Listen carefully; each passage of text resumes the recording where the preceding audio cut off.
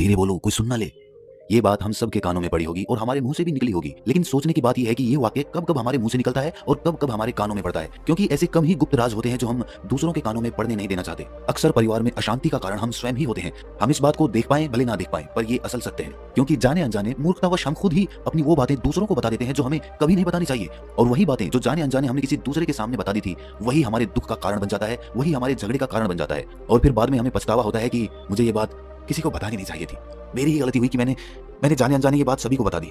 इसीलिए आज की जो बौद्ध कहानी मैं आपको सुनाने वाला हूं, उसे सुनने के बाद आपको 7 ऐसी बातें पता चलेंगी जो आपको कभी किसी को नहीं बतानी। ये जो 7 बातें हैं जो आपको किसी को नहीं बतानी, क्यों नहीं बतानी, इसके पीछे का तर्क भी मैं आपको दूंगा। और इन 7 बातों के अलावा अगर आपको लगता है कि कोई बात ऐसी है जो मुझसे छूट गई या मैं नहीं बता पाया, तो कमेंट सेक्शन में जरूर बताना।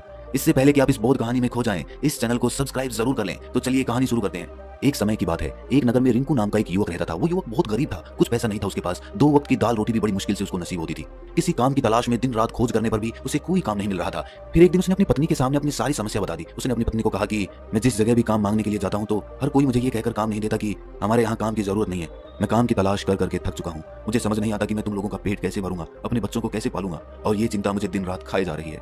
ये सुनकर उसकी पत्नी ने कुछ सोचकर कहा कि तुम एक आदमी के पास एक बार ही काम मांगने के लिए जाते हो, और जब वो काम नहीं देता तो तुम दोबारा उसके पास जाते तक नहीं हो। अगर तुम्हें उनसे काम लेना है तो तुम्हें हमदर्दी जतानी होगी, तुम्हें उनसे हमदर्दी हासिल करनी होगी, अपनी गरीबी दिखानी होगी, ताकि वो लोग तुम्हारी मजबूरी समझकर तुम्हें काम पर रख लें। इसीलिए शर्म मत करो, उन्हें अपनी मजबूरी बताओ, अपनी गरीबी बताओ, और इसी उपाय से तुम काम पा सकते हो।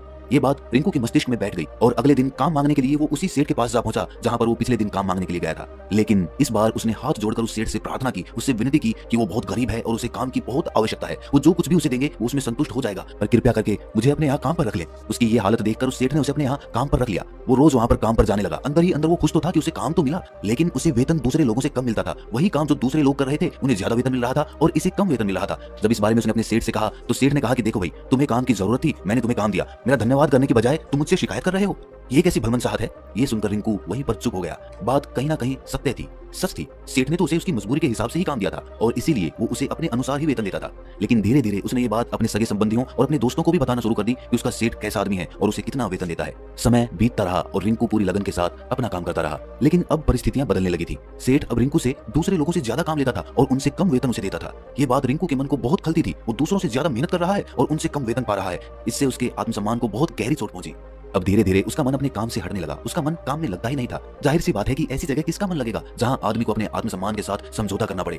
इसीलिए जल्द ही उसने अपना काम छोड़ दिया और वो घर पर आकर खाली बैठ गया। अब उसके पास घर का खर्चा चलाने के लिए भी पैसे नहीं बचे थे। इसीलिए उसने अपने सगे संबंधियों और अपने दोस्तों से सहायता मांगनी शुरू की। लेकिन उसके दोस्त उसके सामने तो उसे दया का पात्र समझते थे, उसे दिलासा देते थे, लेकिन पीछे से उसका मजाक उड़ाते थे। वो कहते कि कितना बेवकूफ है, सेठ ने इतना काम लिया और बेचारे को पैसे भी नहीं दिए। अरे हम इसको पैसे दे दें तो ये कल हमारा भी पैसा वापस कर पाएगा, इसकी ऐसी हालत है, काम तो इसके पास कुछ है नहीं, पैसा कहां से लाके देगा। और इसी वजह से रिंकू की हालत दिन ब दिन खराब होती जा रही थी। अब वो दिन रात तनाव में रहने लगा था। वही दोस्त, वही सगे संबंधी जो उसके अपने होने का दिखावा करते थे, वो उसे दया का पात्र समझ रहे थे। उन्हें उसके ऊपर तरस आ रहा था। सब लोग आकर उसे ज्ञान तो बहुत देते थे, लेकिन कोई सहायता नहीं करता था। और अक्सर ऐसा ही होता है, ज्ञान देने वाले तो बहुत मिल जाते हैं, लेकिन मदद करने वाले, उंगली पकड़कर, हाथ पकड़कर आगे चलाने वाले कितने लोग मिलते हैं। एक दिन उसे पता चला कि पड़ोस के गांव में एक बौद्ध भिक्षु आया हुआ है जो बहुत ही ज्ञानी है। रिंकू इतना तनाव में था कि उसे कोई रास्ता नजर ही नहीं आ रहा था। इसीलिए जाने अनजाने वो उस बौद्ध भिक्षु के पास पहुंच जाता है। वहां पहुंचकर वो सीधे उनके पैरों में गिरकर रोने लग जाता है। वो रोते रोते उन्हें अपनी सारी परिस्थिति बताता है। उसे बताता है कि किस तरह उसके सेठ ने उसका फायदा उठाया और उसके सगे संबंधी उसके साथ कैसा व्यवहार रखते हैं।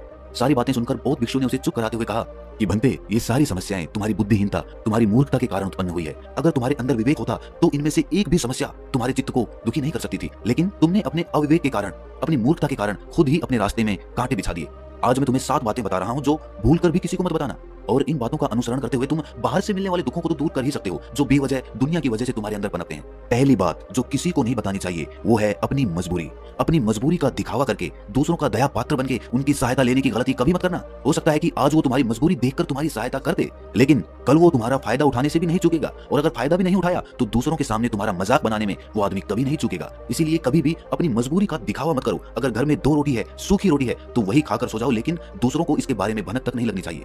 जरा आप खुद सोचो, मजबूरी बताने का क्या प्रयोजन होता है एक इंसान का। या तो वो दूसरों से सहानुभूति हासिल करना चाहता है या उनसे कोई आर्थिक मदद चाहता है। लेकिन अगर दोनों ही परिस्थितियां आप देखें तो दूसरा आदमी आपका फायदा उठाने से नहीं चूकेगा, और अगर वो फायदा नहीं भी उठाएगा तो अपनी नजर में तो वो आपको मूर्ख ही समझेगा, बेवकूफ समझेगा, और दूसरों के सामने आपका मजाक तो जरूर बनाएगा। इसीलिए अपनी मजबूरी के बारे में कभी किसी को मत बताना। दूसरी बात जो किसी को भी नहीं बतानी चाहिए वो है अपनी अतीत की गलतियां और भविष्य की रणनीतियां। जरा सोचो कि अगर हम अपने अतीत की गलतियां किसी दूसरे को बताते हैं तो उसका क्या प्रभाव होगा। वो गलतियां ठीक तो नहीं की जा सकती, जाहिर है, तो उन्हें बताने का क्या प्रयोजन रह जाता है। है। आप अपने अंधेरे पक्ष को खुद दुनिया के सामने बता रहे हो, खुद अपनी गलतियां दूसरों के सामने बता रहे हो। इससे उस आदमी की नजर में आपका एक चरित्र गठित हो जाएगा और वो भविष्य में हमेशा आपको उसी नजरिए से देखेगा। इसीलिए किसी भी आदमी की नजर में अपना चरित्र गठित मत होने दो। और जरा सोचो कि आप व्यर्थ में ही अपने भविष्य की रणनीतियां दूसरों के सामने बता रहे हो। जो लोग आपके काम का हिस्सा ही नहीं है, उनके सामने अपनी भविष्य की रणनीतियां, अपनी डींगे हाँकने का क्या फायदा। वो लोग आपकी सहायता तो नहीं करेंगे, लेकिन आपकी भविष्य की रणनीतियों में बाधा जरूर बन सकते हैं। आप खुद अपने विवेक का इस्तेमाल करिए और सोचिए कि आपके साथ भी ऐसा हुआ है कि आपने अपनी भविष्य की रणनीति किसी को बताई हो और वो कामयाब ही ना हुई हो।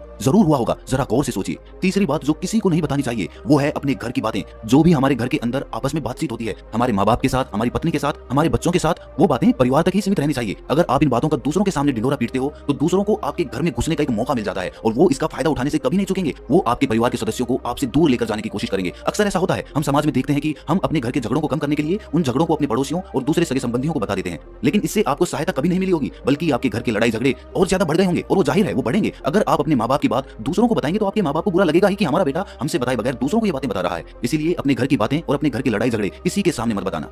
अगली बात जो मैं आपको बताने जा रहा हूं, जो किसी को नहीं बतानी चाहिए, वो सुनने पर बहुत अजीब लग सकती है, लेकिन उसका सत्य भी मैं आपको एक तर्क के माध्यम से दूंगा। मैं कहता हूं कि अपनी आमदनी किसी को मत बताना। अब अपनी आमदनी ना बताने के पीछे क्या प्रयोजन हो सकता है? जरा सोचिए कि आप अपनी आमदनी अपने दोस्तों को बता देते हैं, तो जब आपके दोस्तों को जरूरत पड़ेगी तो वो सिर्फ आपको ही याद करेंगे, क्योंकि उनको पता है कि अगर आपकी आमदनी ज्यादा अच्छी है तो आप ही उनकी मदद कर सकते हैं और इसीलिए ज्यादा लोग आपसे सहायता मांगेंगे। और जब आप उनकी सहायता नहीं करेंगे तो वो सोचेंगे कि इस आदमी के पास पैसे हैं, मेरी सहायता कर सकता है, लेकिन ये सहायता कर नहीं रहा है और इसीलिए आपकी आमदनी आप दोनों दोस्तों के बीच एक झगड़े का कारण हो सकती है। कम आमदनी होगी तो लोग मजाक उड़ाएंगे और ज्यादा होगी तो सहायता मांगेंगे, तो अपनी आमदनी बताने का कोई प्रयोजन नहीं है। अगली बात जो मैं आपको बताने वाला हूं उसे अपनी गांठ बांध लेना और किसी को यह बात मत बताना, अपनी कमजोरियां और अपनी ताकत। अक्सर इंसान को पता नहीं होता है कि उसकी कमजोरी या उसकी ताकत क्या है, लेकिन अगर आपको अपनी कमजोरी और अपनी ताकत पता है तो पहली बात तो आप बहुत ही बुद्धिमान आदमी हैं और दूसरी बात कि आपको ये बातें किसी से साझा नहीं करनी है, क्योंकि अगर आपकी कमजोरियां दूसरों को पता चल गई तो वो आपकी कमजोरियों का फायदा उठाएंगे और अगर आपकी ताकत पता चल गई तो वही ताकत आपकी कमजोरी बन जाएगी, क्योंकि वो ताकत दूसरे आदमी को पता है और वो ताकत की काट भी ढूंढ ही लेगा। अपनी कमजोरी और अपनी ताकत अपनी पत्नी या अपने पति को भी नहीं बतानी चाहिए,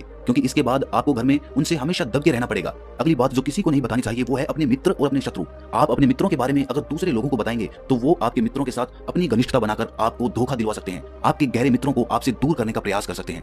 अक्सर आम आदमी ऐसा नहीं करता, लेकिन आपके दुश्मन ऐसा करने की कोशिश कर सकते हैं और दूसरी तरफ आपके शत्रु का भी किसी को नहीं पता लगना चाहिए, क्योंकि आज जो आपका मित्र है अगर कल वो आपका दुश्मन हो गया तो वो आपके दुश्मन के साथ ही मिलकर आपको परास्त कर सकता है, आपको धोखा दे सकता है। इसीलिए अपने सबसे अच्छे दोस्तों को भी अपने दुश्मन के बारे में कभी मत बताना। अगली और आखिरी बात कहना चाहता हूं कि जब तुम दान करते हो तो दान के बारे में भी किसी को मत बताना, नहीं तो दान करना व्यर्थ हो जाता है, बेकार हो जाता है। जब आप अपने दान का ढिंढोरा पीटते हो तो आप ये बता रहे हो कि मैं कितना बड़ा दानी पुरुष हूं और ये आपके अंदर एक अहंकार निर्मित करेगा। इसीलिए दान गुप्त रूप से किया जाए उतना ही अच्छा होता है, उतना ही फलदायी होता है। जब आपका बायां हाथ दान कर रहा हो तो दाएं हाथ को भी ना पता चले कि बायां हाथ दान कर रहा है। ये 7 बातें जो बौद्ध भिक्षु ने रिंकू को बताई, इनमें संसार के सभी सिद्धांत छिपे हुए हैं। इन बातों का अनुसरण करते हुए आप अपने घर में सुख शांति बना सकते हैं और घर के झगड़े हमेशा के लिए दूर कर सकते हैं। आप इन बातों के बारे में अपने विवेक से भी सोचेंगे तो आपको ये बातें सच मालूम पड़ेंगी और हमारा कहानी सुनाने का मकसद यही है कि आपका विवेक जागृत हो। आप खुद उन बातों के बारे में सोचें जो हम आपको बता रहे हैं और अगर हम गलत हैं तो आप कमेंट सेक्शन में वो बात जरूर बताएं जिस पर हम गलत हैं, और इनके अलावा भी अगर आप कुछ जानते हैं तो उन बातों को भी कमेंट सेक्शन में जरूर डालें। तो दोस्तों कैसी लगी आपको ये कहानी कमेंट सेक्शन में जरूर बताना और अच्छी लगी तो इस चैनल को सब्सक्राइब जरूर कर लेना। तो मिलते हैं अगली कहानी में, तब तक के लिए अपना ख्याल रखें।